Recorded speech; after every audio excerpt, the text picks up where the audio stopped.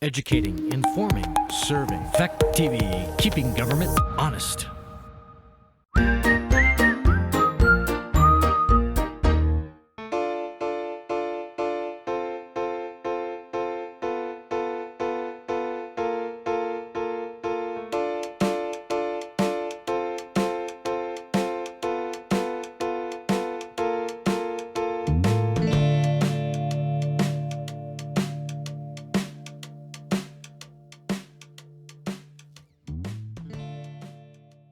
Here down in the lower theater, we're at the Bellows Falls Village Trustee regular meeting. It's Tuesday, June 8th, 2021. And thank you for those who are attending by Zoom.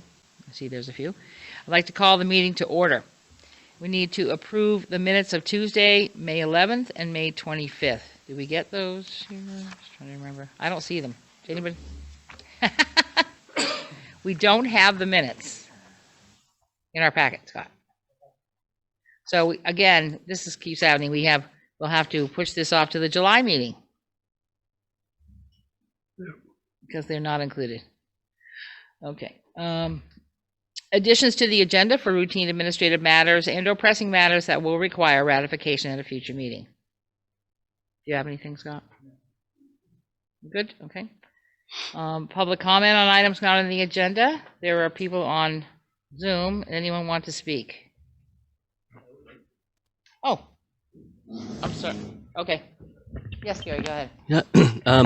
So I just wanted to let folks know that the town is hosting, and Stephen Associates and Nobis Environmental is presenting on an island and under the hill districts area-wide plan. And what it is the Wyndham Regional Commission Brownfields program funded the town for a study of the area. That the purpose of the plan is that in the 3-month process, we'll come out with a roadmap for developing the underutilized properties in the island and the under the hill. Under the hill is where TLR, Wyman Flint, Adams Gristmill are, with the end use for each property that has community support, that fits our land use and town plan principles, that includes infrastructure for pedestrian and vehicular accessibility, like bridges and sidewalks, as well as streetscapes and utilities, and that's economically feasible and provides recommended stakeholders, funding mechanisms, a timeline, sequence, and process for the cleanup and development or renovation. So that's the optimistic view. The plan will provide us with all of those by the end that over the next 10 years we can implement. And so it's at 6:30 p.m. on Thursday night. Fact TV will be hosting Zoom and recording it. So if you can't attend then, you can watch it later and send comments to an email address. And all that information is on the website at rockinghamvt.org. There's a Zoom link and agenda and materials. And thank you. Yes, and in person down here in the lower theater. For those who can make it, the consultants will be here with boards and presentations, et cetera. I saw your flyer said Little Theater. I thought that was interesting. Yeah, that one's been repaired. It says lower theater. Yeah. Okay. I know, well, that's a new name. Yeah, so on the website is the correct one. Okay, so it's Lower Theater. Great. Awesome. Gary, before you go, Yep. do you want to just talk a little bit? I know we're putting together a calendar for other summer events, and so some of those might impact some folks in the village. Just we talked about Old Home Days and a few others, but it might be an opportunity just to sort of let the board know what's coming. Yeah, so we're working on a calendar that combines all of the events across organizations. So for instance, the Chamber has Old Home Days, Flannel Festival, Chowder Fest. BIFTA has the BF3F, the Light Up BF, and the Shop Local programs. The Historic Preservation Commission has events. The alumni, all the various parades, and it can be challenging to keep track of things, not double schedule things. So working with Scott to develop a format that can be on the website that anyone can look at, and it has everything on there. So for instance, if with this area-wide plan, we had scheduled this public meeting, and you had scheduled a public meeting on water and sewer upgrades at the same time, because we look at a calendar and they're in different places. So that will ideally by the end of the week will be on the website and complete. I just wanted to insert there that the previous manager used to put out flyers, give us flyers. We can put in business windows and stuff to help keep people on top of that. We also, remember, we used to do them for construction as well, because there was a lot of construction projects going on in the area. But a calendar like that would be great to distribute more than just on the website, so people could have more access to it. Not everybody goes there every day, so. Great idea. Yeah, we'll have some printed versions as well. Thanks, Gary. Thank you. Manager's report, please. Thank you. We're having a couple of challenges at the moment. I've got a couple folks out on medical leave, so we're a little short in water and we're a little short in finance at the moment. So hopefully both of those folks are doing well and we'll be able to come back at some point. But in the moment, we're a little bit behind, so we are working on some things to finish up for our transition to year end and for taxes. I shared some information by email, just talking earlier with Deb and with Jiggs, but just so that the board knows, we're working with NEMRIC to try to make sure that all of our financials will be completed, so that when we do our close for year end, we'll have we won't have as many of these open items that were part of the problem with our budget and our audit from last year. So we had NEMRIC in today. We have a work schedule, I think, that will be we'll able to accomplish all the things that we need to complete, and hopefully we'll also address all of the concerns that some members have raised, either individually or in emails or in the meetings, about specific items that they're not seeing in our balance sheet or in our current financials. So those are in process, and I feel pretty good that we'll be able to share those updates with you as we go through those. And then ultimately, when we do the year-end close, we'll be able to go through that and have that information as well, so that will be up to date for the June 30th close. Somewhat important, because at the same time, the listers are also obviously doing tax grievances, and then they'll have to close out the grand list. And all that is important because that all applies to the ability to finalize the taxes and then ultimately put out tax bills in July. So there's quite a few things that sort of all fit together in the next 4 to 6 weeks. So we are working through some of those issues. I think we'll be on time and hopefully on target with all the things that we have discussed previously. Jiggs. Just a question. I know NEMRIC obviously is the vendor of our accounting system, but do they have the accounting expertise? I know we've used a woman from NEMRIC in the past when we've had lapses in our finance director, but I haven't got the impression that we're dealing with accountants, and I just wanted to be sure that that is the case, that they're if they're the company to help us, that they've got the clout Yes. in the accounting area to get the job done. Yeah, we're going to be leaning on people not just in the software area, but also we've also got some folks that need to work on some stuff with us in the utility billing as well as in the taxes. So we've got the right people, I think, in place, so we'll get the things done. And we're working also with the auditors to make sure that our year-end close and our reports are tied in and don't have issues like we had discussed previously, where we have large balances or we're carrying balances in places that we then have to go back and create journal entries and adjusting entries. So that process is getting cleaned up as well as we get to this year-end closeout. So it's a little labor intensive. It makes things a little chaotic, but I think ultimately it'll get done. It'll be done right, and we'll have a blueprint hopefully that will serve us well to go forward, so we don't have to repeat some of the scrambling that we're doing right now. So we shouldn't have any concerns about running over budget in the finance department at this point, right? I mean, I don't have any they concerns charge, they about have running. charges, so.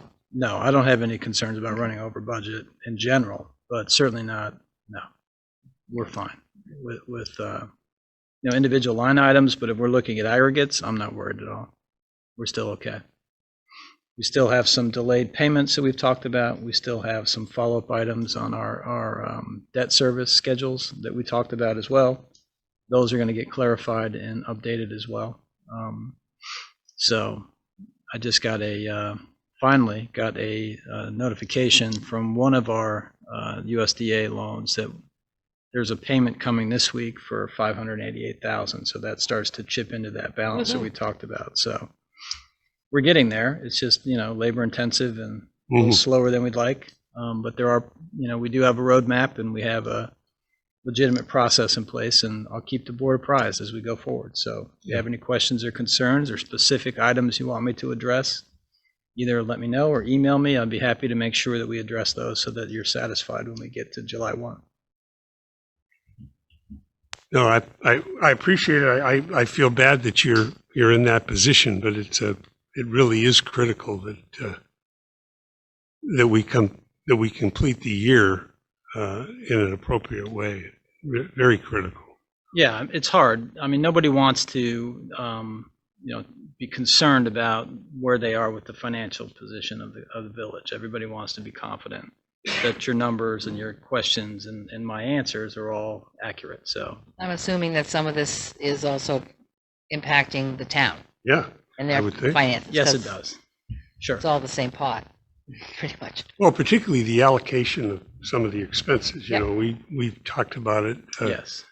But whether it's between the village and the town, or whether it's accounts within the village, the water, sewer, and general fund, share of expenses. So, there are a number of details that need to be correct. Yep. And some of the things like, we had talked about specific articles and how those allocations of funds, if they're not spent in the budget year, how they're recorded and then carried so that everybody understands where they are. So right now it's not as clear as it's going to be. So we worked through that process today. I mean, it was a productive, relatively involved, but very productive. We put together a work plan that I think will address all those concerns. It's not, all right, then we would move on to the first item on the agenda, which is the contract approval, finally, for the PBA Local 410. I have here two contracts, the corrected one, and this one that we had in our packets are wrong. Yeah, so please, if you do have the copy that came attached, that was version 2. What Deb has next to her is version 3, which came through Late this afternoon. from the attorney this afternoon. So those copies have been vetted with the appropriate, You have copies? I have 2 copies, I need to sign both. yes. So we So need a motion again for me to sign. please, I'll leave this one for you. This was the, Got it. Yeah, that's why I tore mine in half. I don't want to make a mistake. Sign the wrong one. So would someone make a motion, please? For me to sign these 2 documents. I'll make the motion to authorize the village president to sign the union contract with Local 410. Need a second? I'll second it. Okay. Any further discussion? Okay. All those in favor, please signify by saying aye. Aye. Aye. All right, now I'm going to sign it. There were 2. Scott gets both of them. I'm assuming one goes back to McArdle and one's. an original that will record and make sure that you then get copies of the recorded, finalized. 1 and 2. Second item on the agenda is the unsafe buildings update. There were 6 or 7 items addresses that I sent to, or streets anyway, that I sent to Scott. Yep. That is not on the agenda. And I was the one who brought it up, and I want to just put it this way. This is not intended for us to spend any significant amounts of money. This is intended as a deterrent to get people to understand that properties that have been languishing, and some of them for many years, and falling into the ground should be worked on. So we don't get to 66 Atkinson Street position. What I would like is what we did with the Sauve property, which Ray Wasuko will remember, which was 2012, 2013, something like that. And a letter was written and brought Mr. Sauve to the table to talk to us about what his plans were to do reparations of things that were problematic. Everything was marked, photographs were taken, they went together. At that point, the attorney did the letter. However, I'd have to say, in order to save money, the letter's a template, and there isn't any reason why the properties that we deem appropriate would not receive a letter from us in order to start the conversation. That's what I'm asking. The unsafe building ordinance is intended to help people and move them along through the process, help them get structure. There is opportunities. I believe the revolving loan fund now has some opportunity to approve home reparations or renovations. Gary said something about it a while ago. So there's that, plus SEPCA and the other areas, other organizations available. So I believe we should start that process. Yeah, there's two specifically. I think Deb already mentioned 66, which will be part of your conversation on the 29th with the joint board. I just handed out some information, which is a little bit of background and some update on the property at 9 Barker. Again, we've had contact with the owner in a variety of different times and not gotten to the point, I think, where anybody's, seen progress. Again, this was a uninsured building that had a fire, so it always creates more difficulty to get to a resolution. But we can continue to work with them, and if you'd like us to start engaging them in a more formal process, we certainly can. I've got another 5 properties as well that we've been in touch with. Some of those that go back as much as 2013. Some of these. So, in to Deb's point, yeah, these are long-term, and most of these, as you can well imagine now, are into negative positions with taxes and other liens and expenses on the properties. So the long-term outlook of trying to get it, there is not a lot of market incentive to do this work. So I think we can engage, we can try to bring people to the table, try to get people involved, see what we can get people to do, short of some of the more aggressive activity that we've taken in some of these properties where we've actually gone to court and gotten court orders on some of these. I think that's the one extreme, the most expensive, obviously, most time consuming. And then again, at the end of the process, if you have a bankrupt or a derelict or a non-compliant owner, how much is the village or any other entity willing to take title? And then at that point becomes your long-term process or problem. So that's a larger discussion. I don't anticipate we're going to get into some of these today, but we'll certainly start working on I think there was at least 7 on this sheet plus the other 2. So I think it was 9 total. And again, for us to just imagine that the end result is always the same, that the village has to spend money on it, isn't necessarily true. Different outcomes for different people based upon the level of deterioration of the building, whether it was property was totally gutted or only partially so. I know there's been some movement on Mr. Kane's property, that some cleaning out is being done, so maybe there is a plan. But residents come and speak to us and ask us why we aren't doing something about a property that looks hideous, or that they have to walk by every day, or their kids have to go by. Are some of the ones that are languishing with taxes due, is that something that with a tax sale, we would be avoiding some of that? We've got a preliminary list that I'm going to be giving to you in July with the idea that we'll have a conversation in August, and if we're going to go to tax sale, we would do it in September. And the reason I'm waiting till July is we might as well see, the next round of collection and see where we are. Right, so, yeah. Right. It seems that would clean up some of that, perhaps. It might. And I mean, again, if people are, aggressive enough with this market, it might be a point where maybe somebody will take a distressed asset and put some money into it because they think at some point it might be valuable. A lot of them, I mean, the ones like, for instance, that maybe they're a negative return because, say, for instance, the Barker Street property and And the lot is so small, Mhm. I'm not even sure if you can build on it now, if you took it all down to the ground. It'd be very And difficult. because of the restrictions based Right. upon our zoning, and all of that.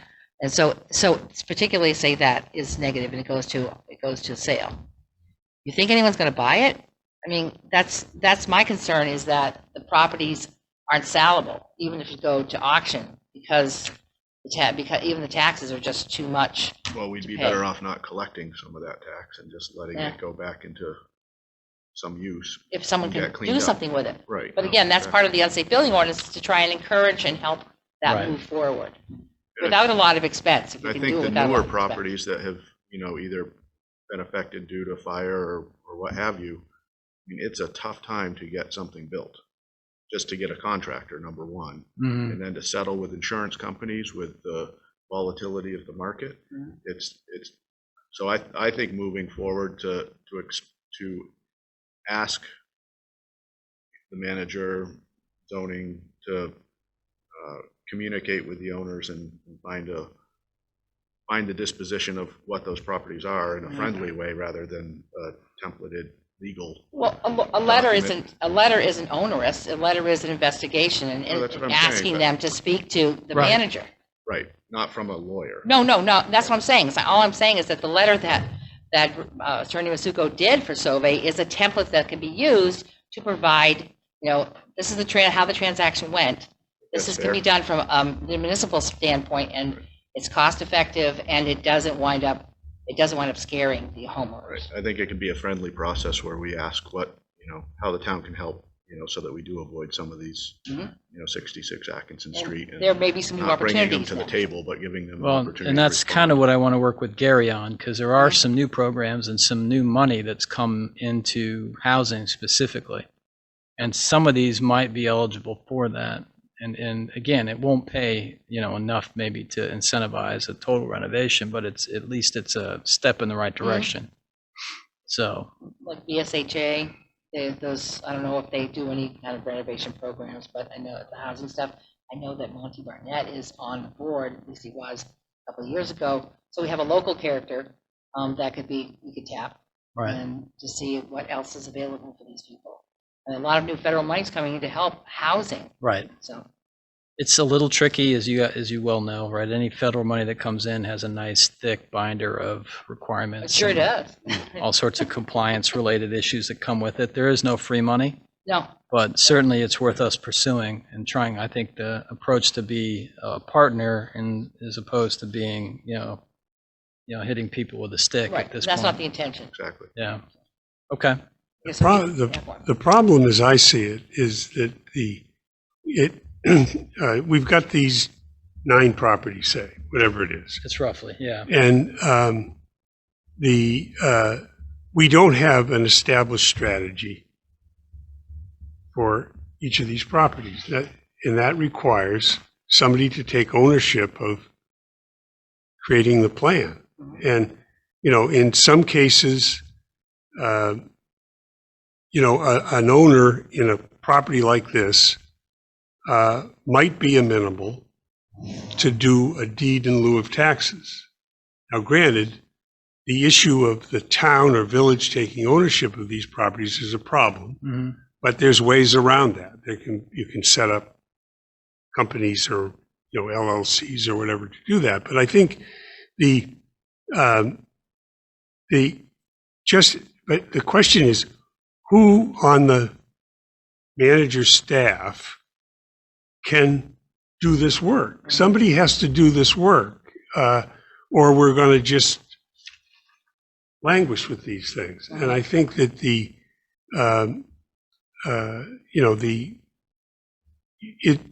there needs to be a plan. The plan needs to state what the position of the owner is, whether it's because that gets to the tax sale angle. Mhm. If somebody is refusing to pay taxes, refusing to do anything with the property, then it's our job to do something about Mhm. that. But clearly, it would be nice to have, Chuck Wise's area or Gary Fox's area or whatever, developing a plan for each of these properties so that when we take it up again, we're not going from scratch. Somebody approached me the other day and they wanted to know what was the story on 66 Atkinson Street. And I said, well, I'm not the one to give you a update on that, but I said there's been several engineering reviews of the property and it's in very tough shape. But again, we've got this owner who bought it for $1, has never put a dime into it. He's never paid $1 in taxes, I don't believe. He apparently won't hand over the deed.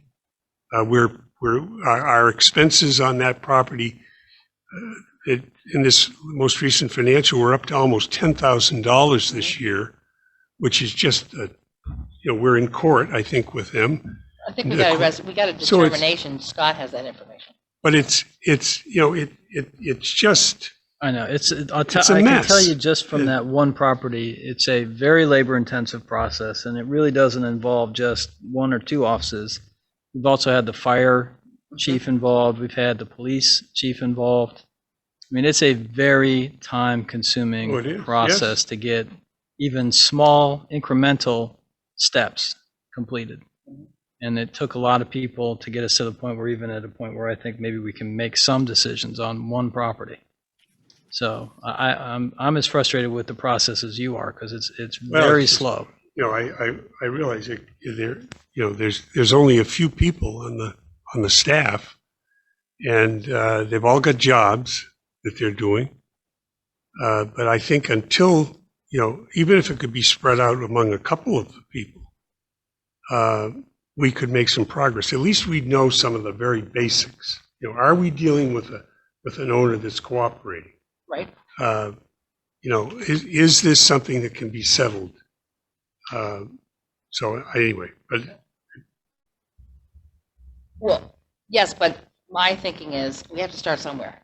We have an ordinance for a reason, and the ordinance doesn't have to be, again, the ordinance doesn't have to come from an attorney. It can be a simple letter with a name and address of the owner in order to inquire and to get an understanding of where we are.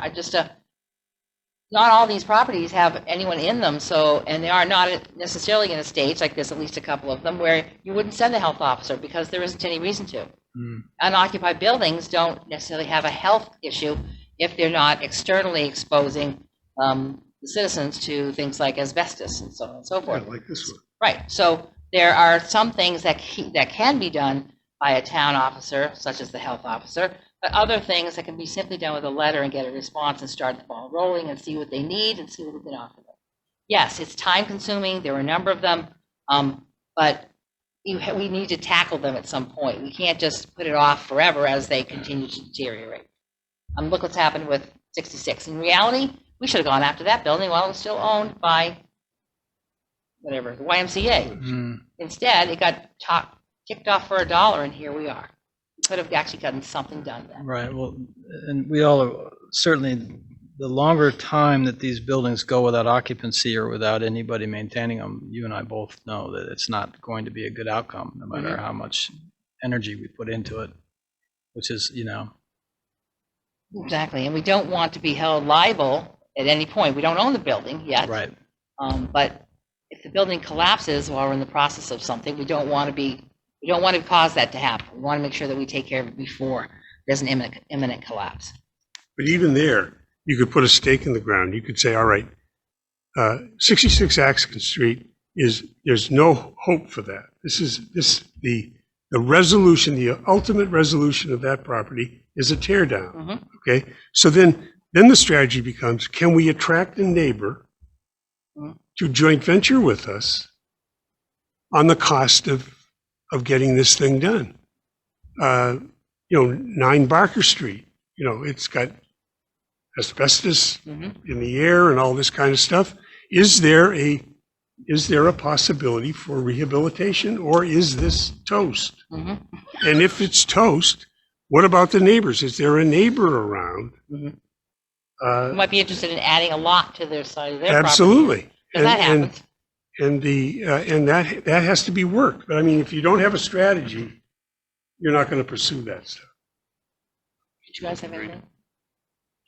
All So, right, we will work where on are the we? letter and a process, That's- and then okay. we will start to And even give you if at least an it's engaged update as we Like go one every through. couple of months or whatever it is, taking the worst. and Some of working these down the owners are list. difficult to contact.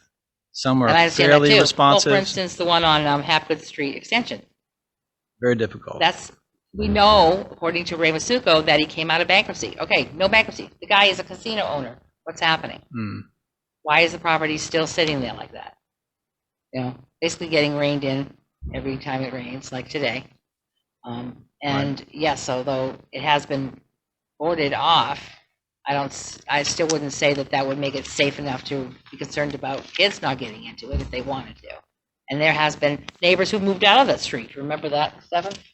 The neighbors who lived across the street from that, and they moved out, they left our community because they didn't want to deal with that. Well, I think the part of that was also though there was a more lucrative job opportunity. up That's north. possible too. Yeah. But they came here all the time telling us how much they wanted us to do something about the building. I remember that.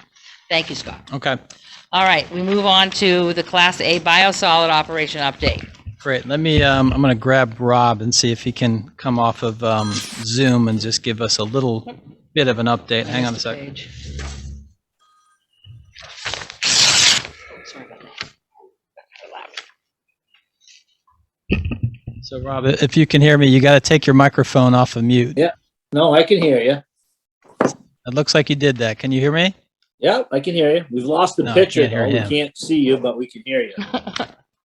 Hang on a second, Rob. You're talking to me, but I can't, we're not picking up your Oh, audio. he's not muted. Huh.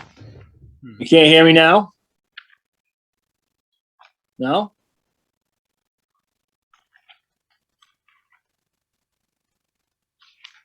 How about now? Not getting him. What about now, Scott? Well, you always wanted me to shut up anyways. Folks on. Rob, Zoom it's a can hear him, problem but on their I end. can't hear him out here. It's okay. I talk too much anyways. Their computer's all messed up apparently because we get no picture either, so. Yeah. I don't know what the phone number is. That. Well, I mean, is that operational or not? That phone? If it is, you could call him. Oh, he's calling Scott. Maybe. Hey, bud. Oh, there he is on the phone. See if I can you hear me? Put your mic on. No, Got my speaker on here. Yeah. Can you hear me? no, not picking up. I'm not getting anything from him. Oh, jeez. Even on the phone, I'm not getting him. You want to call my house? Yeah, but I've got him on. Yeah, maybe. We do have in our packets the report that came from RMI. Let's see if I can get him here. We were looking for some input. How's that? Hey, Yeah. guess what? We have you. Okay, how's that? Technology at its finest. At least I can put you next to the microphone and we can pick you up and I can get you off the phone. So sorry about that. That's okay. So we do have just the updated data from just our operations.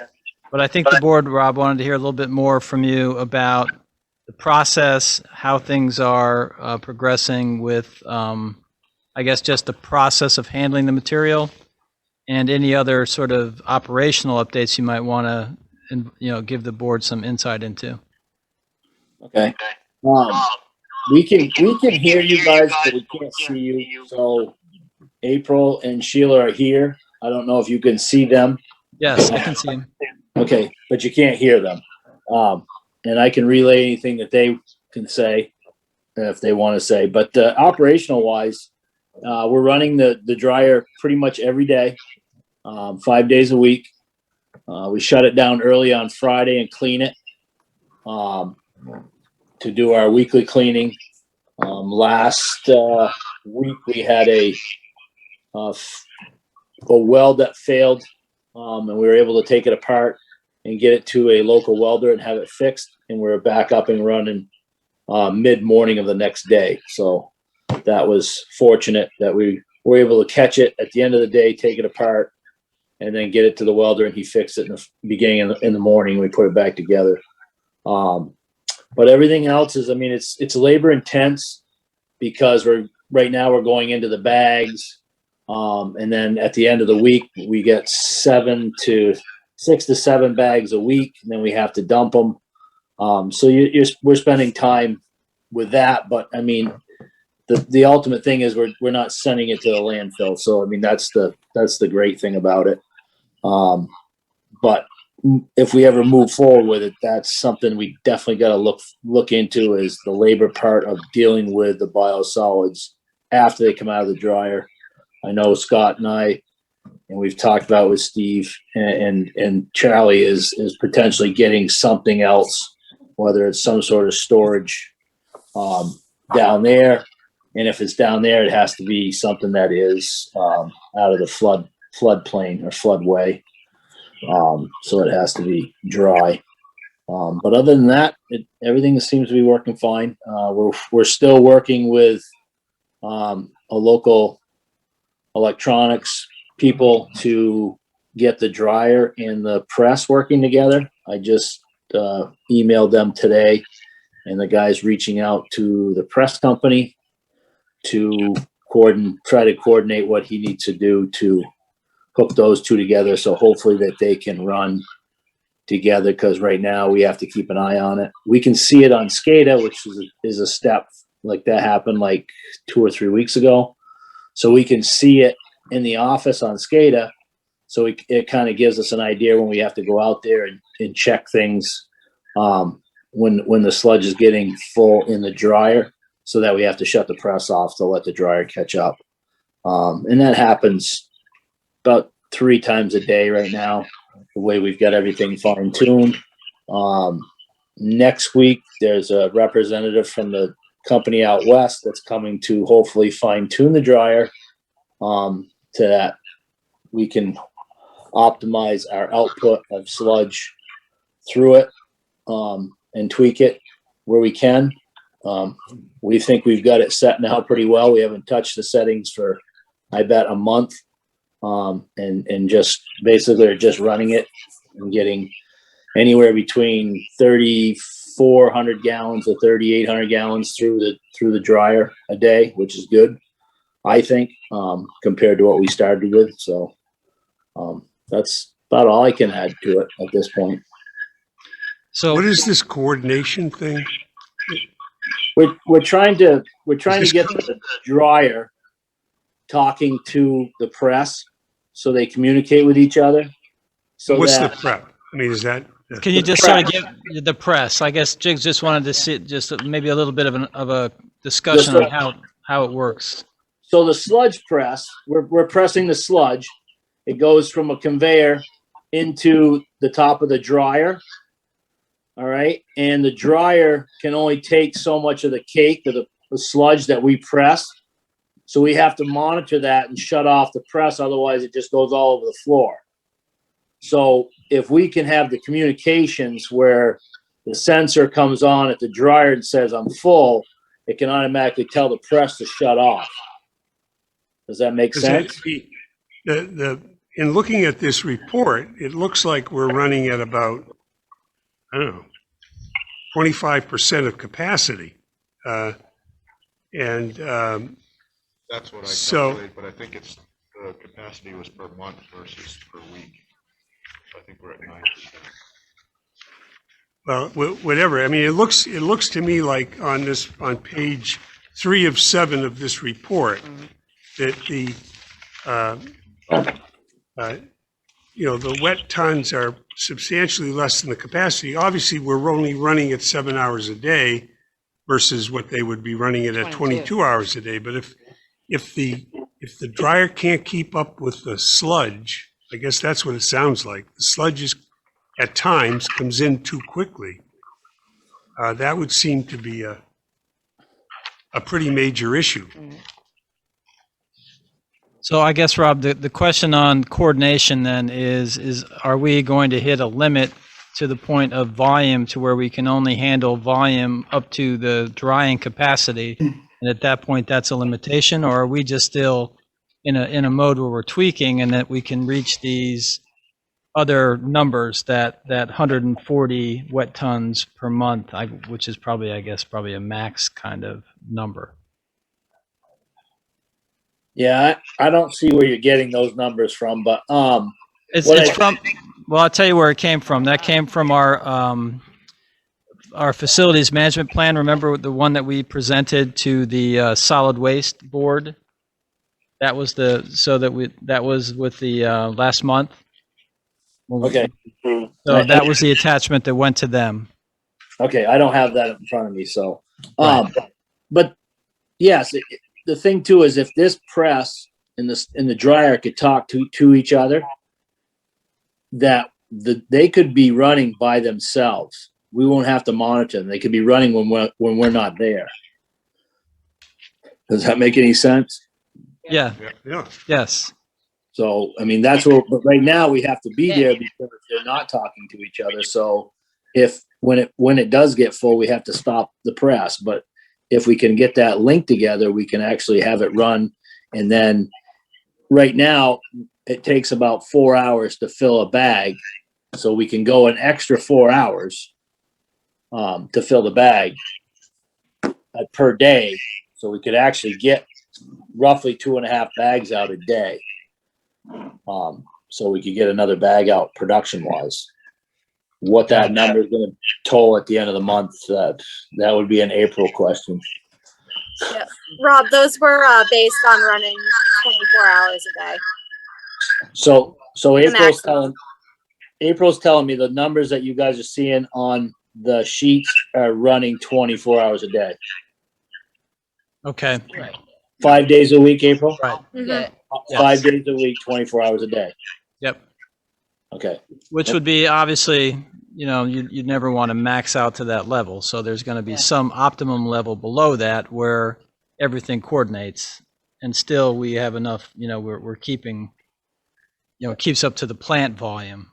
I mean, I think all three of those things sort of have to come together. Correct. And right now, with the way septic is coming in, we're maintaining our volumes and our digesters. Everything is well within range. What we're doing right now.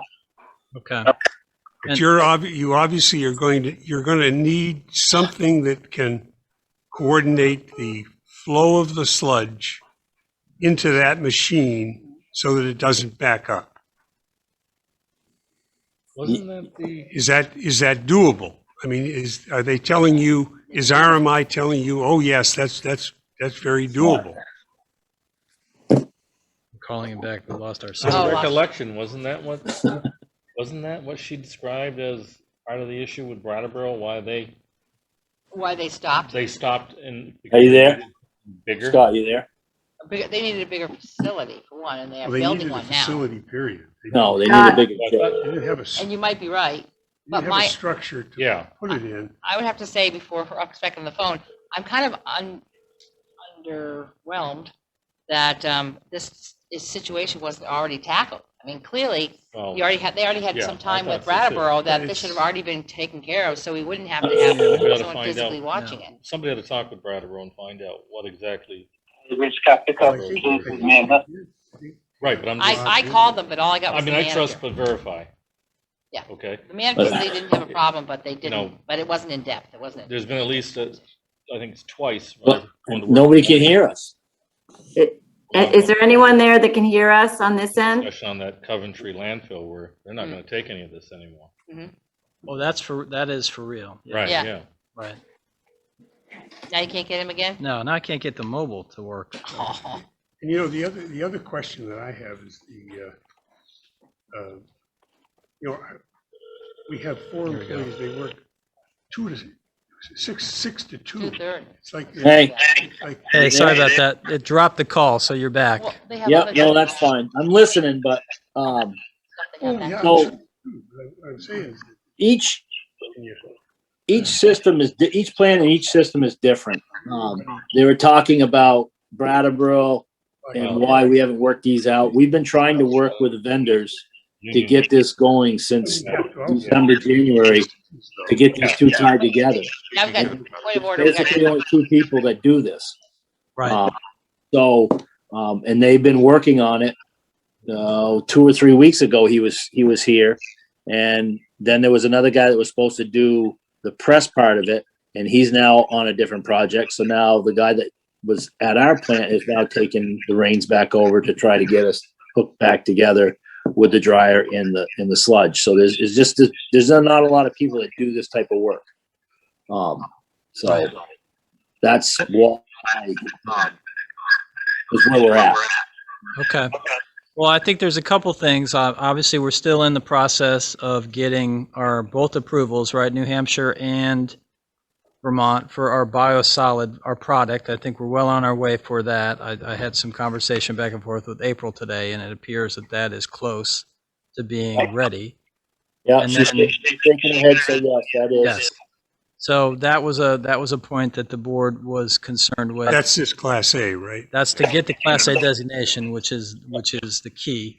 Yep. And then I guess the next milestone for us will be, once we get this press and process coordination, is where are we with production, so that by the time we get to September, the board has a sense of, are we at a point where they can make a decision about moving forward. So I think by September, we should have all of that information up to date.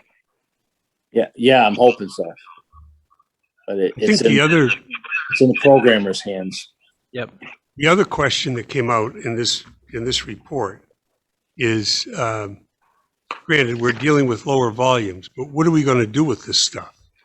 Okay, and if again, if Coventry's going to close, our options, become fewer and fewer. They said there's several options, but they don't list any of the options. Right. If it's not grade A, we can't give it away to farmers. Yeah, but I mean, have we contacted all the local farms? I believe RMI said they were going to. Well, what right now is, if it's Class A and we're permitted in both state of Vermont and New Hampshire, we will have no problem getting rid of it. I got a farmer now wants it all. What are you doing with it right now, Rob? It's going into a roll-off dumpster, and it's going back to RMI, and they're dealing with it. RMI is handling it at this point, Yes. because we can't distribute it until it's Class A. Until we get the approval of Class A. At that point, I think there's more people that want it.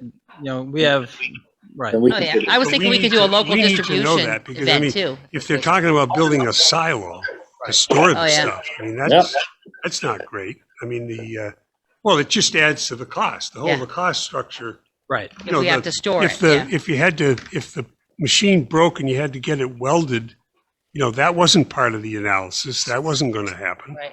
No contingency for that. So, we've got to realistically look at what this thing costs, what it does, what it costs, and make the decision. But Right. I know you're talking about going to September, but at the same time, I was told after 6 months, we had to make a decision whether we were buying it or not. And we're there, aren't we? we were going to get a financial analysis. Well, don't forget, we didn't start right away. We had 9 months. 8 months. And I think our actual implementation date, if I remember correctly, Rob, we started in November. December 4th. December 4th. December 4th, I'm sorry. All right, I thought it was end of November. And So it's December. it's 8 months, according to Sheila. So, 8 months according to Sheila? Yes. okay. So if So we we're still at a got some point in August where we don't have, we're not at 100% production, I think we're going to have to talk about what is that, I'm not sure the board's at a comfort level at that point to make an informed decision if we're not at full production. And that's at Class A, because we don't want to incur the cost of building a storage facility. We'd prefer that it actually moves on to a local farmers, whoever wants to take it all, and save us that cost. That was the intention, was to get rid of all the hauling. It We'll is get Class stuck with A. it. Yes. Yeah.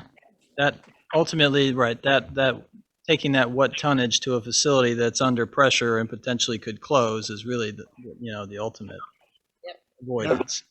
We need something. We need something like this. Yes. No Yes. question. Right, but we still we produce it every day.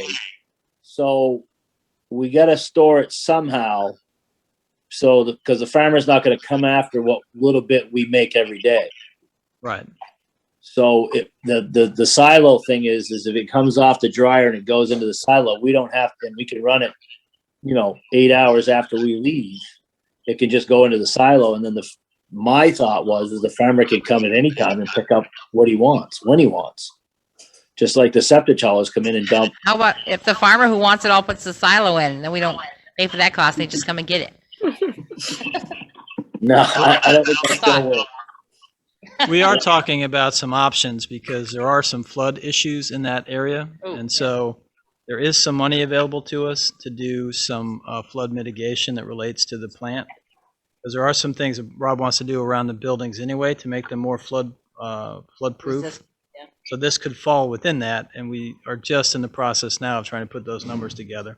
So we can share that with you as well. Okay, well, that would be good because that would help us mitigate the costs. 100%, yes. So, okay. Okay, that sounds good. Any Does other anyone questions? want a tour? Does anybody want to stop down and do a tour of the machine running? It's not yeah, I don't see why not. Not this week. That'd be interesting. Actually, if we could schedule it, Rob, I think, Yeah, we do could that. maybe just do an open invite and try to find a time where folks can come down. That would be helpful. We'll One of work on the- a date. One of the things that Chuck suggested to me is when we were at Class A, because I guess we can't distribute it at this point, is to create a wastewater, a local event. And people can come down with a bucket or whatever and take some of it if it's possible. And so whether it's doable or not, because he said what he's used, what you've given him or whatever, Right. and had access to, has really made his vegetable stain and stuff like that take off. So I don't he's think very you want to happy put that about in it. your vegetable garden yet. No, I don't know. It's Maybe supposed it's to go in your flowers. I can't remember what he hayfields planted. or, you know. But something grew very, very well, very, very fast. I don't know. It's on his property. It's up to him. Well, all right.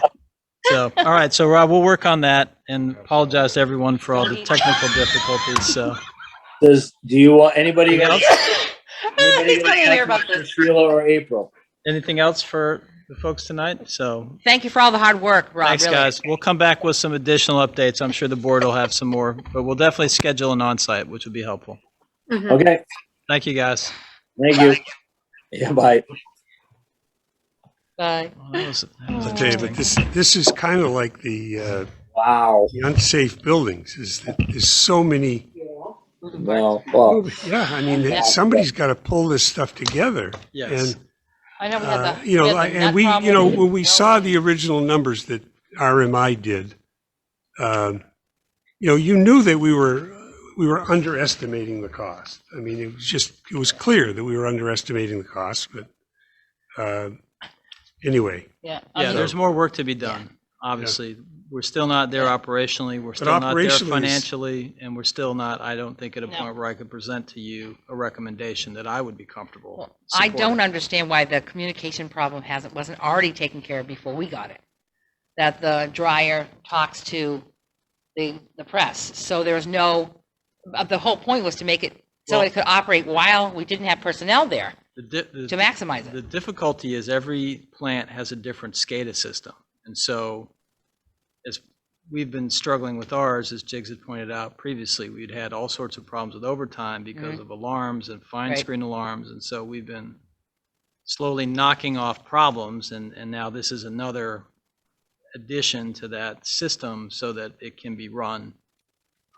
And it's just different than, it's not the same system that they have in Brattleboro. So we're making the best accommodation we I can. thought we had talked about some upgrade down there in that system to make the accommodations though. We have, and Yeah. that's why we have not had as many alarms and after Yeah, hours it hasn't gone off all the responses. time. Yeah. So we have made the modifications, it has improved, but this is now going to be another modification that needs to happen. Because again, you're talking about production without monitoring, right? So you have to have some ability to have somebody made aware if we have a problem, or as Rob said, otherwise the thing just piles up, Right. Yep. which would be a bad way to start your day. Oh, yeah. You want a big old backup when you come to the gate? No. A room full of cake is not a good. Not it's the not kind a you good, put a candle in either. It's just not a good. But you look at the scope of this issue. I mean, we're just a pea hole in the snow. I mean, this is a huge issue confronting Well, United the hauling States. of wet sludge and the closing of landfills Yeah. is a huge, Huge huge issue. problem. Yeah. So That I would- agree with you 100%. I would think that the study and analysis and research into perfecting this science Right. of drying this stuff would be getting a lot of play. It just seems so obvious. The that- long-term solution, you cannot think that is going to be to bury it, just to continue No. to stick it in landfills. It's just But got where to was be. it? This version came from what? Europe? Was This, being used in Europe This before? was Yeah, China. China, yeah, China. exactly. So, I mean, you would think that you wouldn't have to reinvent the wheel, that they would have more information because they've been using it longer. So True. therefore, they've had more episodes of backup or whatever it is that they needed to take care of, and they figured out how to do it. That's if they want to disclose it to you. That's if they want to disclose the Chinese secrets. Yes, I get that. This is actually the funniest meeting I've been to in a while. I Long appreciate it. time. Yeah, in a long time. Punchy. Let me see. Anyway, So any other questions? Are we ready to move forward? So we'll be revisiting this. yes. Okay. Next on the agenda, video records retention policy. Thank you. Dave, could you come up maybe and sit here so we can catch you on the microphone?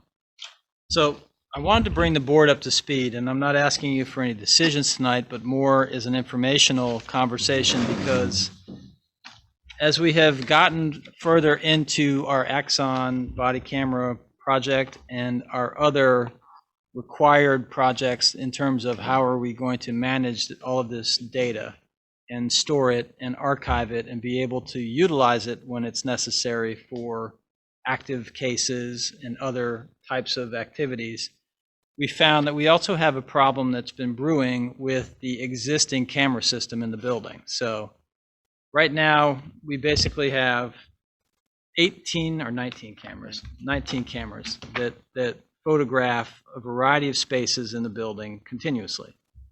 Most of the time, those cameras really produce nothing because there's a limited activity. But there are times if they're interviewing somebody in the interview room, or they're bringing somebody through the building, or there's some other, related activity where that data then has to be maintained. And amazingly, we have now piled up 10 terabytes of this video data. And the problem is we have to, it's gotten so significant that the server that it's on, which is only 6 years old, but is now basically obsolete and ready to crash. And there's no way that we can actually back up this material. And so we're concerned that ultimately we could lose what's on that server. And right now that server also functions as his primary network server, as well as all of his file data and all the other activities that he does. So we have overburdened this server now with 10 terabytes of mostly useless, but still some required data. You can't compress the data? Make it smaller? The ACTI system, and again, we have a proprietary system. The initial cameras, the 16 of them were on this system called ACTI. We have 2 cameras, which are on another system called Ubiquity. And our newest vendor is Axon, which is going to be a 3rd system of video. So it's becoming a real challenge. The Axon stuff is backed up and goes to the cloud. Cloud, yeah.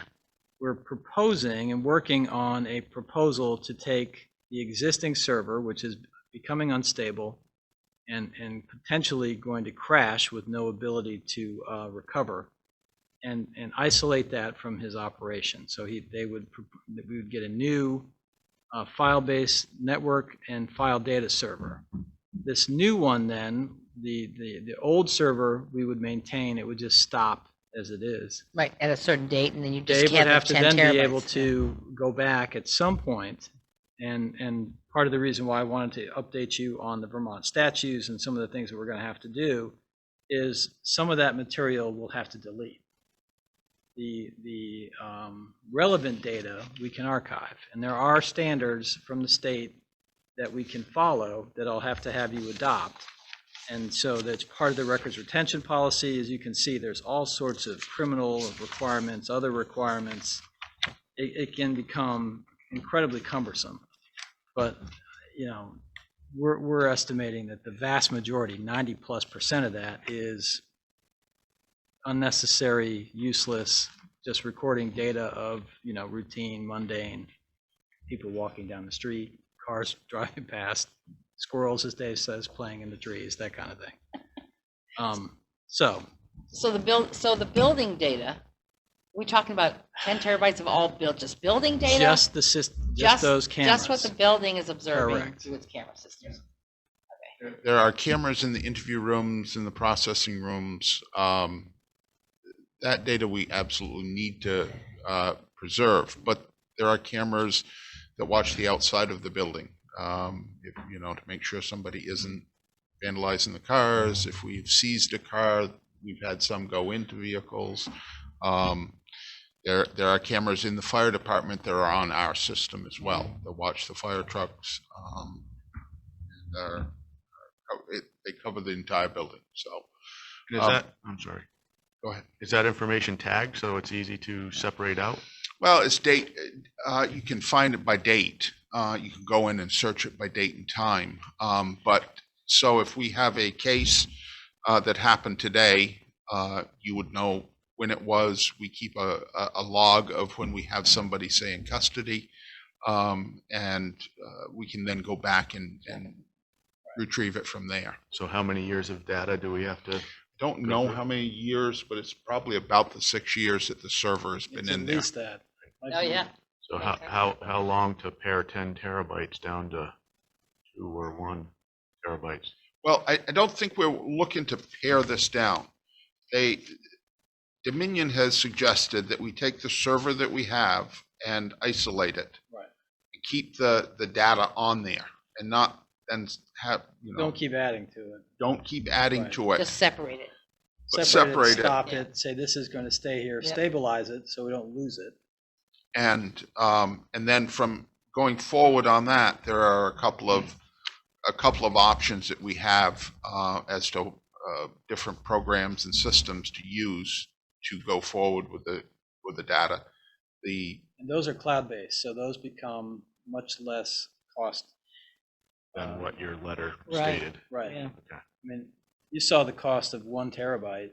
Yeah, that's what Yeah. I'm, It was It's outrageous. $2,000 That's what a I'm month asking. to store that. Because that's what Dave and I originally thought, well, hell, we'll just send it to the $22,000 a cloud year. and we'll deal with it, somewhere down the road. And I got those numbers back and I was like, oh my God, Just to store it. just to store it. So, we're reaching a critical mass here. And the concern is, as we implement the Axon body camera system as well, we're adding more data Oh, yeah. flow requirements. Mhm. And so those will go directly to an evidence.com site, which is hosted in the cloud. But where it creates difficulty for us is during the data transmission phase, the servers are critically important to that portion of it. And that's when actually, quite frankly, we're the most vulnerable for things like hackers. Our system right now is unfortunately no longer supported software-wise. So if there's any new security updates or new patches, we can't get anything to make it less vulnerable. So I'm a little concerned about that with all of this cyber activity. So we've reached a point where we're having to probably invest more money than we want in a data solution that's going to be in the long run, it's going to be beneficial because it'll archive the data more appropriately. And then once we adopt this new archiving policy, that squirrels in the parking lot data can be deleted after 14 or 30 days, depending upon how many days you want us to keep on the backup. And then the really important data, which relates to interrogations, people that have been detained, other potential criminal, whatever activity that is required based on the policy, would be then stored through that evidence.com process, which is a lot cheaper, ultimately, and more supportable. So that's where we've reached at this point. It's a frustrating process for Dave and I, because neither one of us are technology people. So we're sort of relying on best practices. We've talked to other departments. What are other people doing? Talking with the state. We've been working with a person at the state archives and records to make sure that the recommendations that we make to you all meet the state requirements. Because in this environment, nobody wants to be accused of deleting records or erasing material or in some way, feeling like we're not following the law. So we've been very careful about researching and making sure that everything we're presenting to you is fully documented, fully vetted, and approved through all the appropriate agencies so that you feel confident that the solution will not put you at any kind of risk for any of those concerns. Yeah, we're not trying to not be transparent. We want people to be able to have the video and the records that we have that are necessary, but we don't need to save the squirrels playing in the parking lot or fire trucks sitting in the bays. Right, watching the moonlight. But can't we implement a policy right off that would basically say we keep that stuff for a week and well, I'm bringing and then you a we new delete it? policy in July because we've been waiting on the state. They've been updating their policies because of these new body cameras, and theirs aren't 100% ready to go yet. So we just finally said, well, we're running out of time, so we're going to take the best information we have, work with you guys in July to try to get it up to date, and then present to you some solutions so we can move this thing forward before we have a catastrophic failure on the server. So Are we going to? I'm sorry. Are we going to need to purchase another server? Sounds like it. Oh, yeah. Like immediately. Originally, they wanted to buy 2 servers, and we looked at other. We said, no, we're not going to spend that kind of money. So we looked at other models, came up with this hybrid model. We're probably in the neighborhood of $40,000 now to do Really? this. The original numbers were $70,000 to $80,000. And none of this COVID money or other things are available for Help this. this kind of. process. I mean, so much is of the public will, if you will, is transparency. Right. And the cost of transparency obviously is significant, and it would seem as though they would be able to carve some money. There may be some grant money coming down with some of the new bills that they are debating in Congress. Police accountability acts and such would. There is some money in some of the bills, but they don't have a bill that anybody is sure will pass at this point in time. So to say that yes, we can get grant money, I can't tell you that. Right, and I'm afraid to wait to go through an entire federal budget process, which we all know, who knows how that's going to be ultimately reconciled. It's, October at the earliest, until you probably know something, and then I think we're concerned about the volatility of the existing server and our current exposure. So, And All I can think of is, wouldn't it be a shame if somebody dumped a cup of coffee or something? Oh, Jesus. Well, there goes that retention. What a 10 shame. terabytes.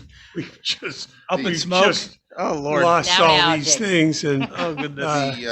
oh dear. Oh dear! Oh, Yeah, dear. oh my! I was going to say, because you're also protecting by videoing the fire department trucks as well, their area. Right. yes, Now, it is. there's that- some other benefits to this, which are, because, Dave and I, after we picked ourselves off the floor a couple times and said, now, what the hell are we going to tell the board about this? Because, both of us were dumbfounded by some of these costs. This one platform that we're looking at currently would also then be able to add other cameras from other locations. So if we wanted to run a camera at the entrances of this building, it would be part of this new system, and then could also then be You part could of this expand archiving. that. So we could expand it without, except for the cost of the camera. It's a very inexpensive way, and you can go up to 48 locations on this. So maybe the Okay. select board would dip in and say, and. So we contribute. should, it's like spread So the pain. I think there's an opportunity to have that Yeah. conversation, because Yeah. we certainly can put stuff in this building, other locations where we've had vandalism and concerns and problems, right? There's all Right. sorts of opportunities. Yep. And that won't be actively monitored, so I don't want to give people the impression that I'm going to have a police officer sitting there watching 18 No, to it's 20 passively monitored. monitors. You It's go back very to it passive. You can go back. Yeah. If there's an Right. issue that- So then you'd be able to put cameras here, and the storage would Wastewater be plant. paid by the town and water the plant, village. places that are really critical infrastructure to Yep. us that are concerned. Yeah. So that would be, to me, at least some benefit of sort of this bigger problem. But be that as it may. Certainly doesn't hurt, because I remember like. And what's the capacity of a new one? The new, A new server? Terabytes. How many terabytes is Well, gonna it hold? would, you would store in the cloud. Some It of would it's be- in the cloud, but not all of it, like the building. the server building itself would, video would he told us today, and it was some outrageous amount. Yeah, it was 48 terabytes? Yeah, 48 cameras, 48 terabytes. Right. Okay. Something like that. So it's 1 terabyte. So I'm per not camera, even, something like that. so I'm not even sure how, 10 terabytes is hard for me to fathom. 48 terabytes, I can't comprehend. Yeah, I what can't we would comprehend. But possibly does this be. new one filter out like the stuff that you say you don't need? No, Well, it does not. But No, with it your does. records retention policy, that's what you would do. Okay. You would have that window, probably 30 days. And Yeah. after that, Yeah.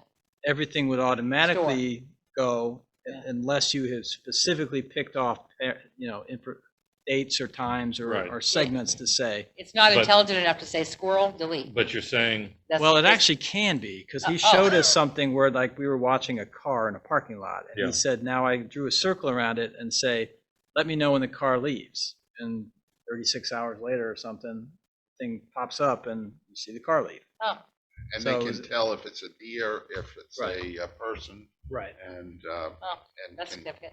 turn on. So But there- those are more expensive. but that could change though, if, like you say, if the legislature is debating right now or forming whatever they're going to require, if those requirements to supersede our policy.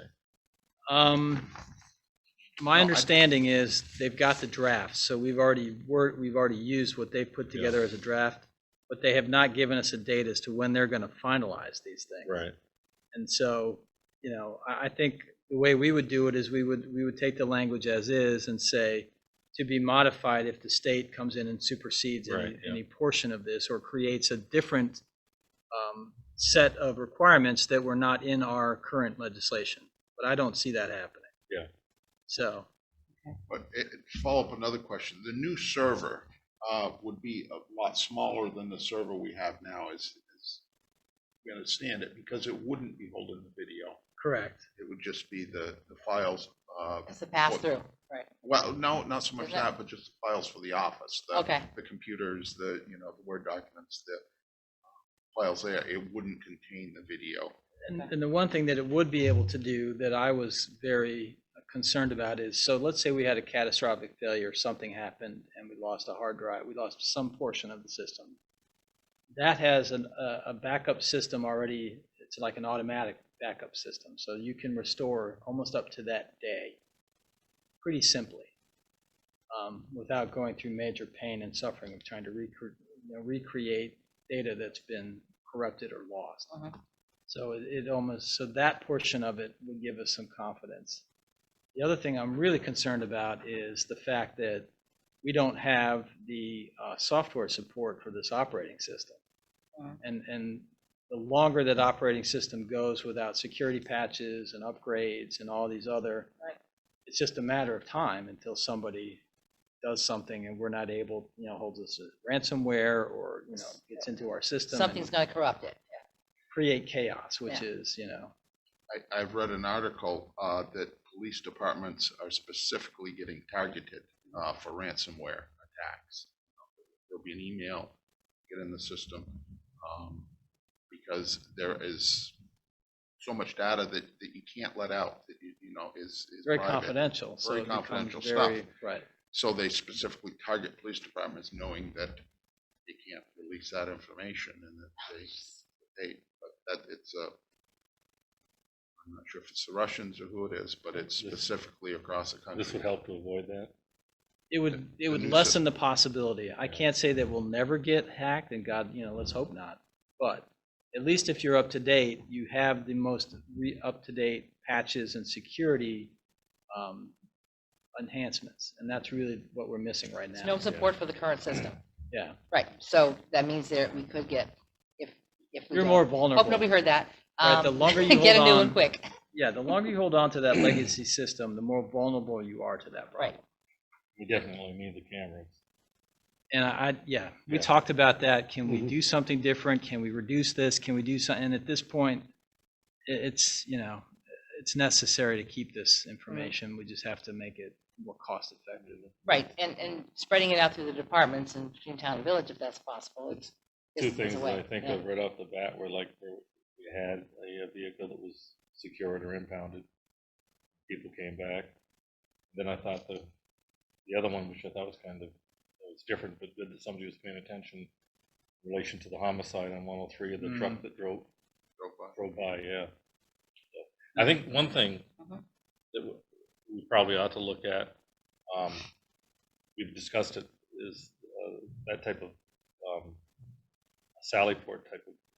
Right. That's sort of in that longer Capital range project, plan for the yeah. public safety building. And I think Right. we'll have to Give us some better work security, into yeah. that because you'll definitely need, some other options with that. Yeah. But this is a more of I think, an immediate need. Oh, yeah, Mhm. definitely. And I wanted to bring it to your attention because I know you haven't heard about this before, so this is probably coming out of the blue, like, without any preparation, without any background. So I wanted to make sure that if you have any other questions, Dave and I can try to get you answers, or, whatever else you think.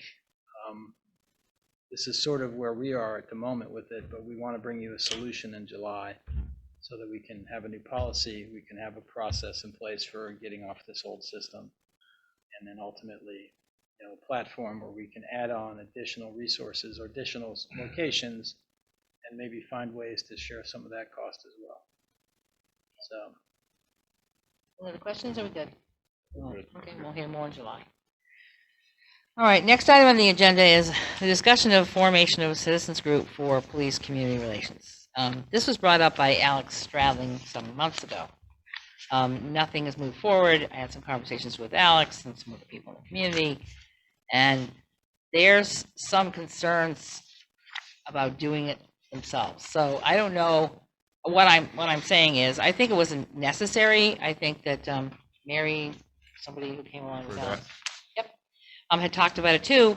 But people coming forward hasn't happened, and I'm speaking to Alex. He's not really in favor of running it now either, or even beginning it. So I would like to see if there is any taste for citizens to actually do something like this. I mean, my consideration is we have reduced staff. I've heard more and more complaints. I'm not the only trustee who's heard them about non-responsiveness and lack of,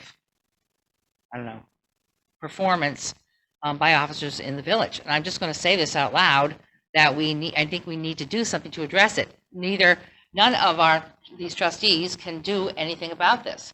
You're the manager, you're the chief, and people are complaining more and more about other things. I've been sending you emails pretty much right and left. I feel like a nag, but at the same time, I'm getting this stuff from other people. I've talked to you. I haven't talked that much to Jigs or Jeff about it. I don't know how much they get from community people, but I get a lot of it, and it's problematic, and we need to do something. And I'm thinking even if it's a way for citizens to vent, if they would come forward to form a group, I think it would be beneficial. But that's what I have to say about it. And of course, you're here, Chief, so I'd like to hear you and what the manager have to say about it. We have certainly tried to open up. Officer Buckley has communicated with people and has been on Fact TV. He has been to forums in neighborhoods to talk to people. We want to be responsive to the people, and we want to be responsive when somebody has a complaint. They can call me. They can call the PD and say, want to speak to me, and I will absolutely listen to them. Sometimes I can't solve their complaint or their problem, but I certainly will listen to them respectfully and take action where it's needed. If there is an issue and if the officers are not doing something right, that will be corrected. Like I say, sometimes it is, sometimes it isn't. Yeah. But we certainly are open to it, and we're certainly open to talking to anybody. Officer Buckley has given out a stack of cards to everybody. He has listed his number on Fact TV. He's been on there a few times, and we're certainly not trying to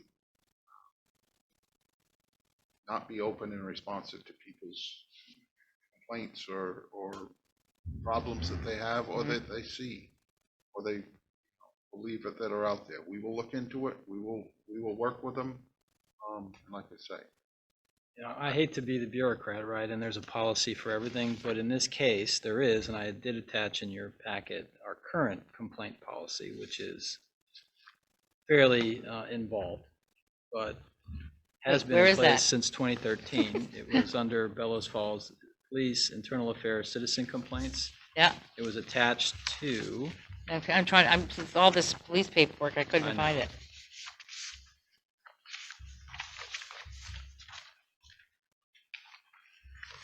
It was Where's part that? of. it was part at of the end of the video stuff. So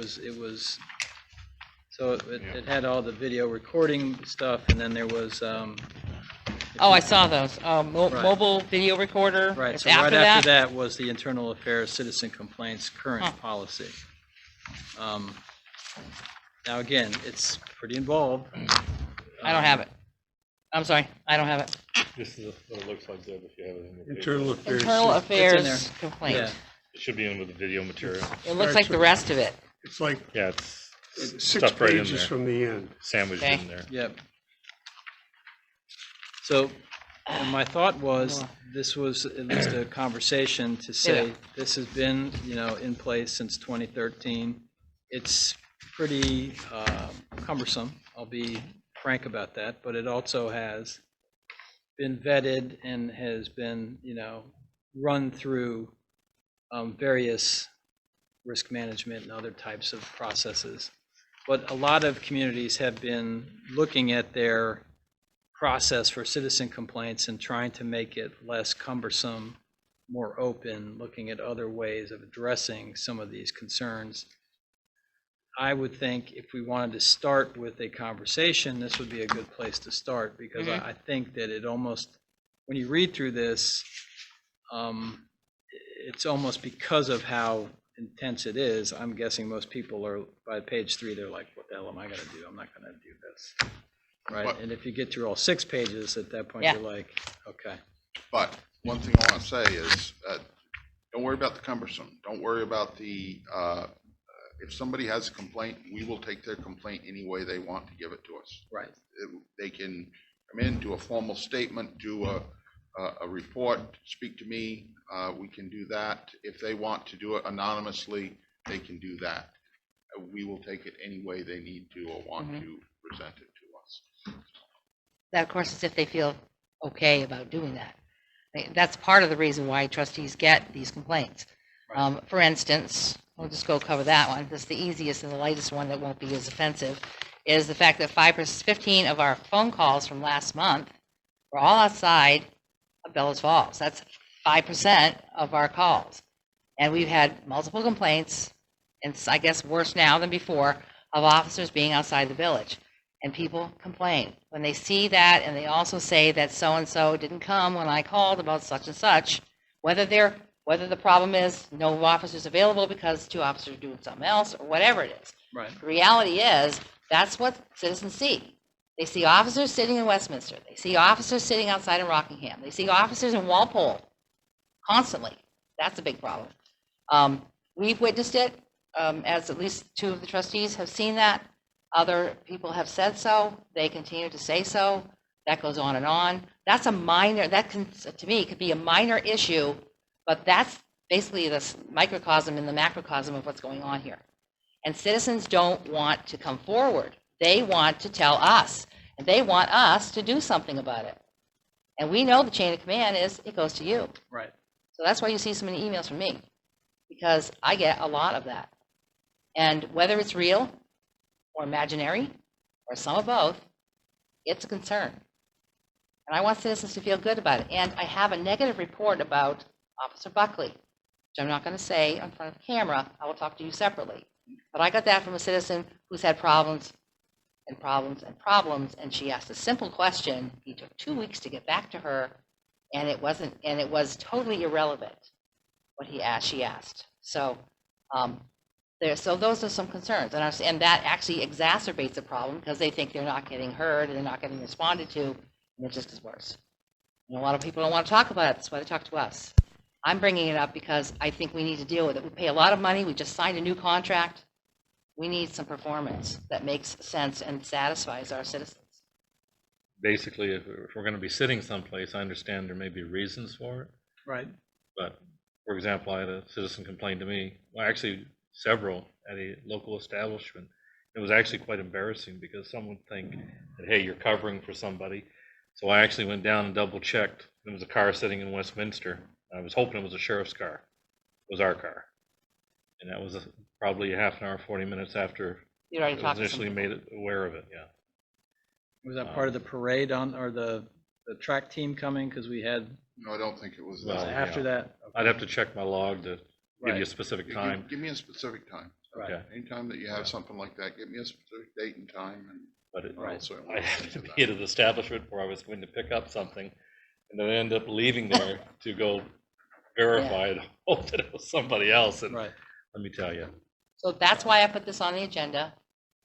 If anyone in the public wants to do something like that, if I don't want a person sitting in the room alone, I come forward. And I guess I'm looking at the TV and there's no point in that because it's right over there. But if someone really wants to do that and they feel a burning desire to do that, please let me know. And we'll consider it and work trying to build something, because I think the citizens need to have a way to bring those concerns. And they aren't calling, or they're feeling not secure about calling the police, not to mention, of course, because we only have one dispatcher, they get Wyndham County Sheriffs after 4:30, and on days when the dispatcher isn't available. So they feel it's even less responsive.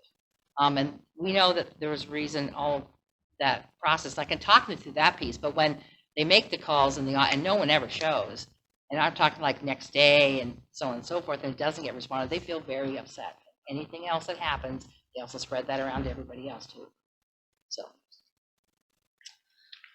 Okay, yeah, I think we've Well, talked this out. I Yeah? just want to weigh in. I mean, I don't get any of these complaints, and I think that part of being in a village like this with a police department is that we have a system, and we have to follow the system. We've reached out to the community. We've offered to have a review committee. The police department has willingly agreed to participate in that. Okay, and yet all of these complainers are apparently using this excuse, we don't want to talk to the police. Well, I mean, if you want the system to change, you have to work within the system. And so I think it's a great idea to have this committee, but people that are not satisfied with the current situation need to stand up and come forward, and we'll set up a procedure. The trustees will have some involvement with it. And we'll work out ways to facilitate communication. I think obviously one of the hot rocks for a couple of our trustees is police cruisers being out of the village. Okay. And I agree. I mean, I'd rather have them in the village, but I also know that there's probably good and valid reasons for having them out of the village at some times. But I think, clearly that's a situation where talking directly to the chief, whether it's you or what any one of us that gets contacted to talk about. But I think this is really a situation where when you say, well, I get all these complaints, but nobody wants to involve themselves in it. Nobody wants to talk to the police to try to get it to change. That's just not a good reason. This is not good feedback to the chief, particularly when he's stepped out. He said, call me, don't call the dispatcher, call me with the issue. You don't even have to tell you who you are. I mean, for God's sakes, let's get real here, and let's ask the public who's concerned about this to please help us with this. So you don't think that we actually say, so have you called the police department? Because we do. I mean, I know Well, I if do. they I can don't vouch for do it, myself. but Deb, if they don't do it, I know. it's a lost cause. And I'm not hearing from the same people every time. And I Right. send emails off to the chief and I send emails off to the manager. I just want to be fair. Yep, I want I to be get it. fair about this, and Some I people certainly want are afraid of making these reports. They're concerned about other things, real or imagined. I don't know. But in either case, that's why we're elected officials. They're going to keep sending this stuff to us. They think we can take care of it. Yeah. And we have a process too. Well, let me try and assuage your fears there that there is no reason that they can't call the police department, speak to me, speak to any about any issue that they have, and they certainly can do that. I get calls. I look into issues when I do get the calls. So there should be nobody should be worried about calling, speaking to me. And like I say, if you don't want to give your name, you don't have to. If you want to write me an anonymous email, you can do that. We'll take it however they want to do it, and we'll look into it. I appreciate that. Thank you. Anything else? Or we move on? I believe we can move on. We can move on. Okay. Next one is discuss the handicap parking options for Green Street. This came back from, this was actually proposed by the ordinance committee, the village ordinance committee, and we proposed this to the town because they do the marking. They have the highway department. We don't control any of that. And as I understand, Peter Golick kicked it back to us. Well, if you have that in your packet, you have a chance to read it. The opportunity was to try and slow the traffic crowding, basically congestion at the north end of Green Street, right next to Dairy Joy. Because they get parking on both sides of the street, and sometimes not just on the sides of the street, but sometimes in the middle of the street. And that, when they're Friday, Saturday, those are probably the heaviest days for them. And we wanted to find a way to make it safer. People entering from the north can have a problem there. As a matter of fact, not being able to get down the street at all, and that has occurred. So that was the reason for the we do proposal. get a number of complaints on that, and we respond when we do. I mean, there is a sign there that says no parking from such and such to the end, but it's there. But the reality is it's not in the ordinances, so it's not actually something that police department would have to enforce. Yeah, there is a certain distance, and I can't remember it off the top of my head, from Rockingham Street. Both sides, yes, that you can park both sides. Yeah. And then it starts a no parking side on the western side of Green Street. so it's not handicap parking. No, it's the the proposal is to stripe off one or two. Oh. We did this with Scott, and we suggested that we would do it as a letter, and he submitted it to the select board, and they kicked it back to us. Stripe off as handicap the two spaces in front of, is that Boccaccio's? Is that that area right there? Yeah, across the street. To reduce the amount of cars parked on both sides of the street and causing congestion. That was the proposal. I'm not sure why Peter said we should do it, because we should have it back, because We don't. You don't want people and I'm looking at Scott, but he's busy because something happened. Well, they can park by ordinance now. They Right can now. park both sides. Okay, yeah. At the end, it's just. But if you made a handicap person could park there. Yeah. Right, but that would Nobody be less else. routine. And the whole point is the amount of congestion. They park on both sides of the street. They fill all the parking spots on the back side, on the Green Street side of Dairy Joy. Yeah. They fill all the front sides. It's quite congested, and then they fill up the street. So at least a few weeks ago, they had it so there were so many cars that you couldn't go down the street if you were just traveling down there. And that went reported to the police, and they take care of it. But it is a continual problem with Dairy Joy. I don't want to make them lose business. Yeah. And they've come to an ordinance committee meeting last year, year before, when we were working on the streets and sidewalks on this piece, because of the park. They don't want us to reduce it at all. So even if I know that they have mentioned that people, say with boats or with trailers, sometimes come down and park on the western side of Green Street, that it's easy instead of trying to back around it. I know that was a concern that they had. I mean, it's a corner. They're on a corner lot, so it does make congestion. So Why exactly did Peter kick it back to the village when they do the painting? I think it was more a question of, I think they were just not in the point of making the decision. So yes, they have to paint it. It's just a question of we adopt an ordinance and make handicap spaces, we'll paint it.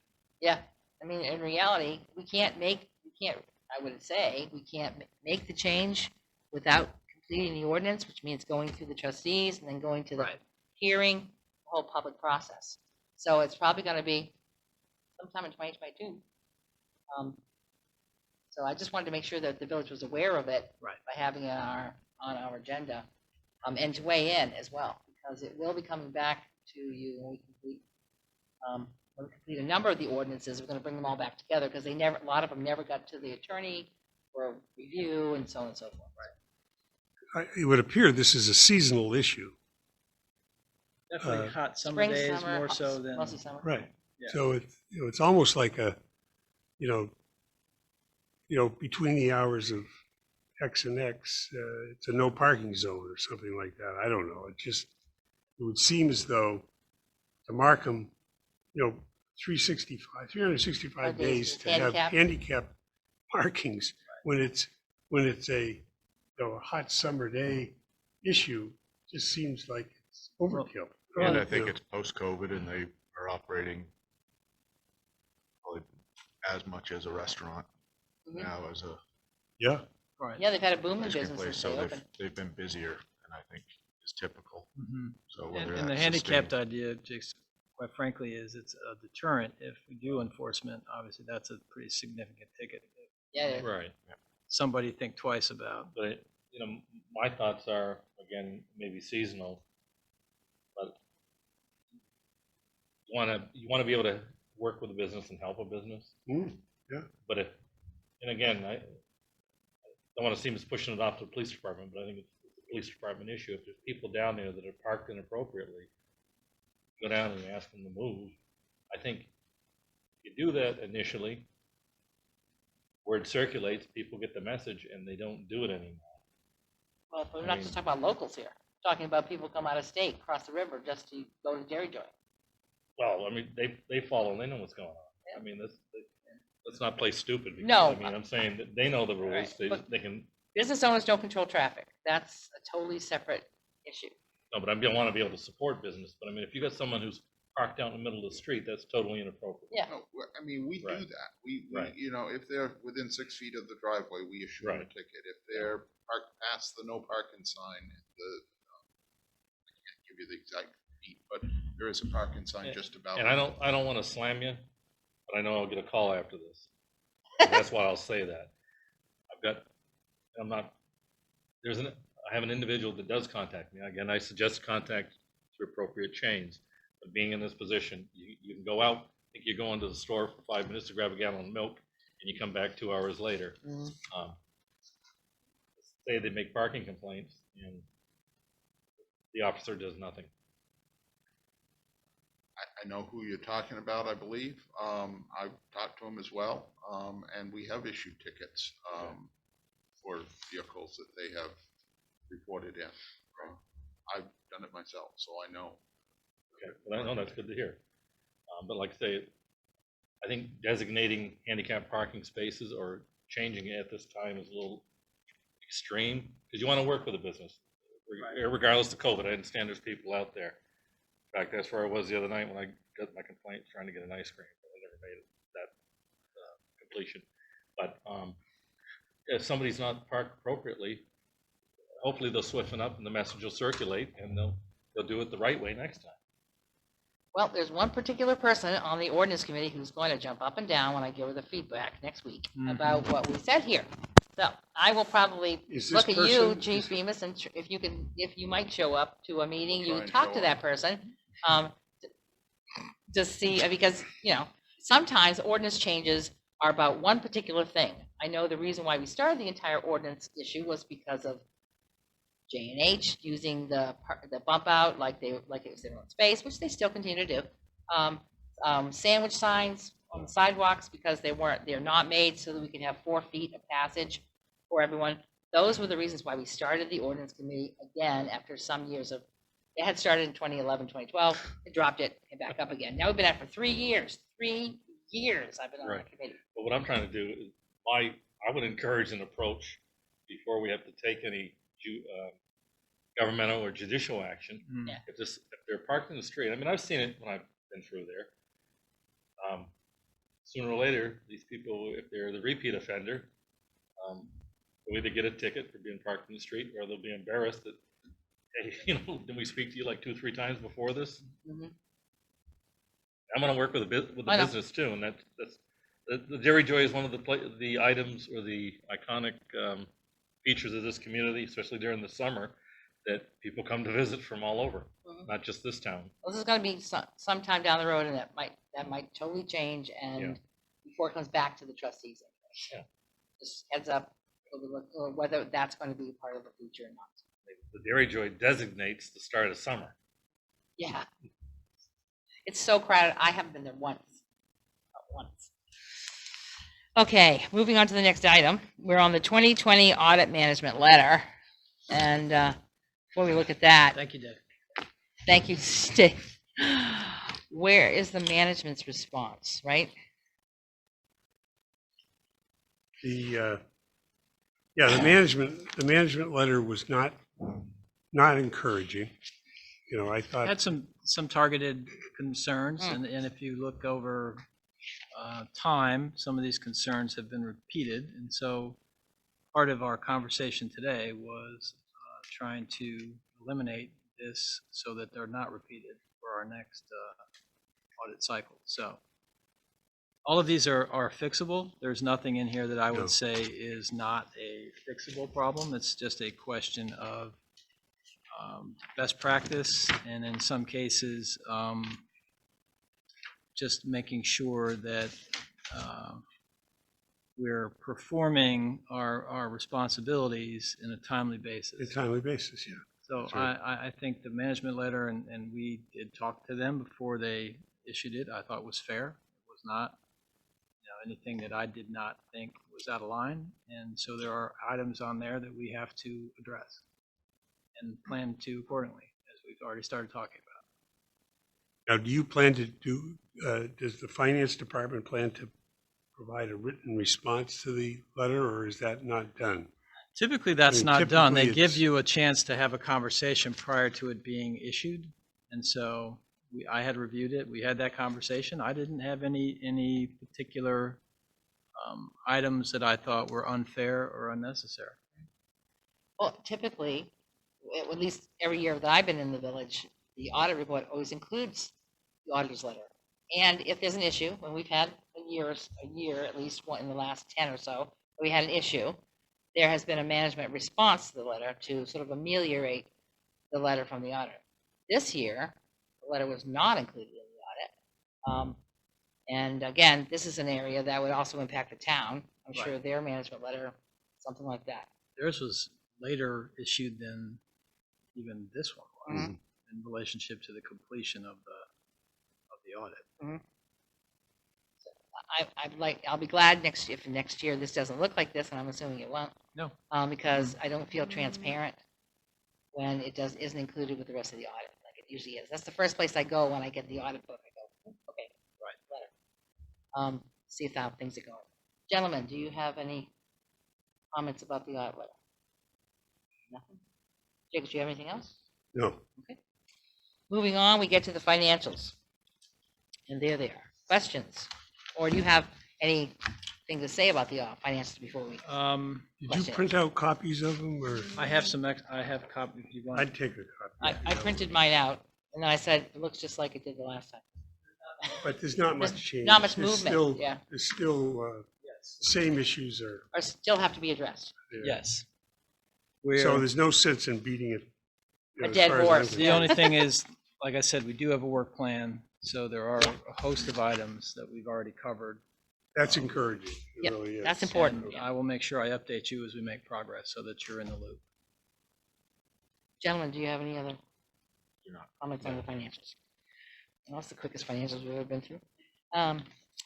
All right, on to the reviewing agenda items for the next meeting, July 6th. 13th. I thought Oh, we it said, So that's wrong. Yeah, that's The wrong. The second Tuesday. It's the second Tuesday in July. Is the 13th. 13th. We did the second Tuesday. Yeah, the The first select board Tuesday is was the- select board, and now they're on to Wednesday. Right. Oh, they're on, oh, they do They're doing Wednesdays. Wednesday, I which just, I always put throws the me wrong- off. It is the 13th. My bad. So it's July Yeah, 13th. I'll Okay. correct that. Okay, Yeah, so don't rush back from your holiday. yeah, I've got so many notes in here, I can't remember what goes on next month. I'll have to work on it. If anybody has anything, let me know. Obviously, financials. Yes. Yep, You know, will be. Yep. we updated, again, because you we're know. only meeting once a month. Yep. And of course, we can meet sooner if we needed to. If we hadn't gotten the local 410 corrected today, we probably would have had to call a special meeting to get Right. that signed. We will also have the updated policies that we discussed Yep. tonight for the police for the data, Mhm. as well as a proposal to talk about our servers. So, Okay. Probably not going to have a response on the dryer next month. You might have a small update, the I might have an manager's update. report. Yeah. Yeah, I will have an update. I will not have a comprehensive. It'll be August that we'll have a more Okay. comprehensive. It's fine.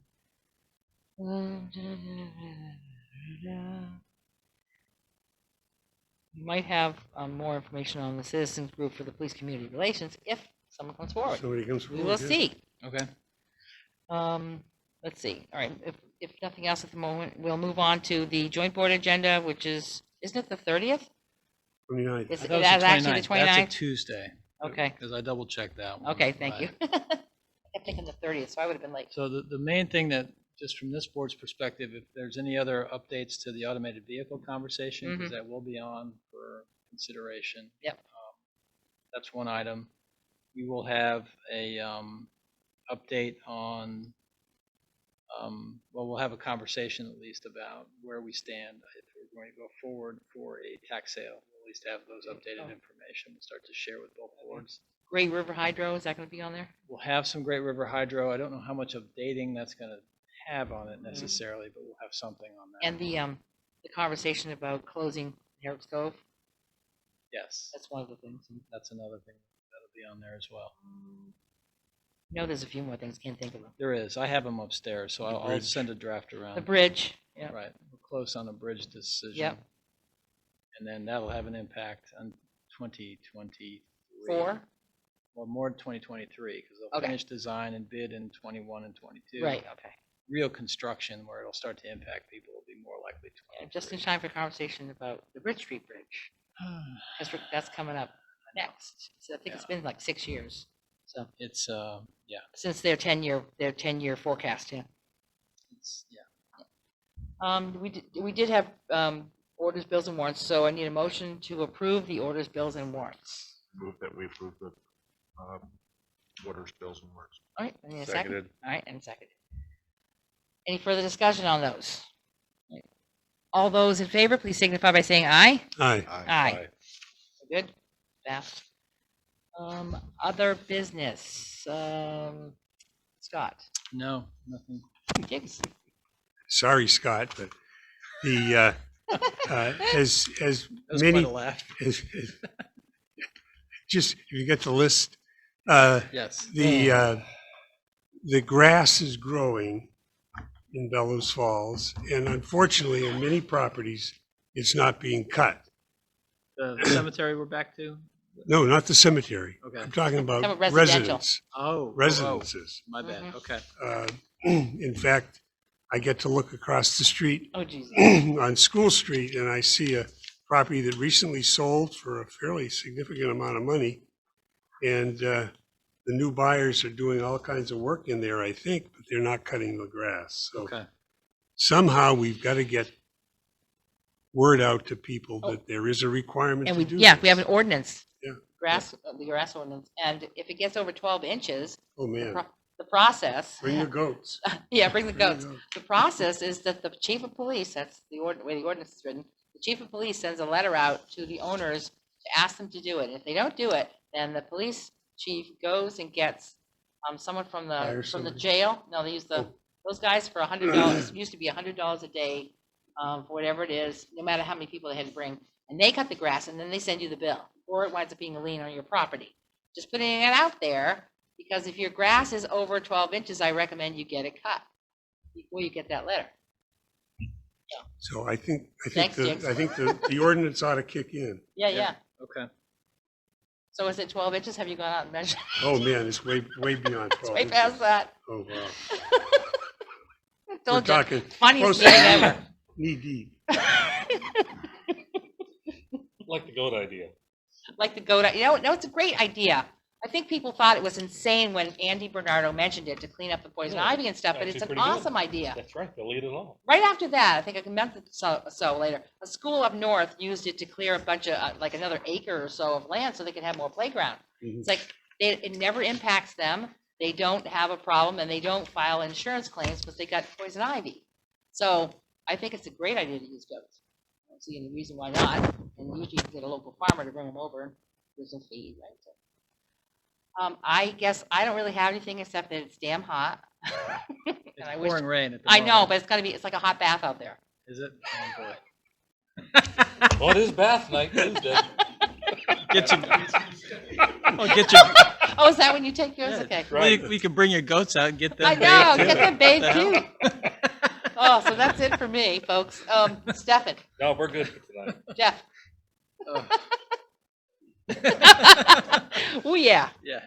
It's the heat. It's getting to us. That's what it is. All right. No need for an executive session this evening. Need a motion to adjourn. I so move. Seconded. Okay. It has been apparently moved. That's cows, not goats. Okay. Please signify by saying aye.